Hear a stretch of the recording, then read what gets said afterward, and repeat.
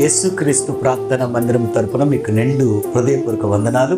ఈరోజు దేవుని వాగ్దానం యెషయా గ్రంథం 60వ అధ్యాయం 20వ వచనం. మీ దుఃఖ దినములు సమాప్తములవునుగాక.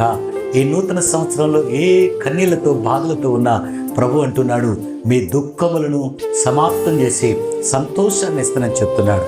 కనుక ప్రేమైన దేవునికి బిడ్డలారా, ఎవరైతే ప్రభునందు విశ్వాసం ఉంచి నమ్మకం ఉంచి ఆయన్ని తోడుగా ఉంచి ముందుకు నడుస్తారో వారికి ఏ దుఃఖమున్నా, కుటుంబంలో కానీ ఆర్థికంగా కానీ అనారోగ్య పరిస్థితులు కానీ ఏ పరిస్థితిలో ఉన్నా మీ దుఃఖాన్ని సంతోషంగా మారుస్తాడు. ఎందుకంటే ప్రభు చెప్పాడు, ప్రభు నన్ను ఆనందించుడి మరలా చెప్పుతున్నానని ప్రభు చెప్పాడు.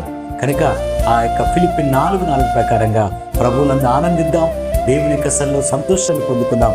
బైబిల్లో కన్నీళ్లతో ప్రార్థించిన హిజ్కియా తన కన్నీటి ప్రార్థన దేవుడు ఆలకించి తన ఆయుష్ని పెంచాడు. తనకెంతో దుఃఖాన్ని, సంతోషాన్ని, మరణాన్ని తప్పించి సంతోష ఆనందాన్ని ప్రభు కలగజేశాడు. అంతేకాదు పరిశుద్ధ గ్రంథంలో అన్నా కూడా దేవుని మందిరంలో ఎంతో దుఃఖించింది. తనకు దేవుడు వాగ్దానం చేసి ఒక చక్కటి అద్భుతమైన కుమారుని ఇచ్చాడు, ఆశీర్వదించాడు. అట్టి కృప మనందరికీ దేవుడు అనుగ్రహించింది.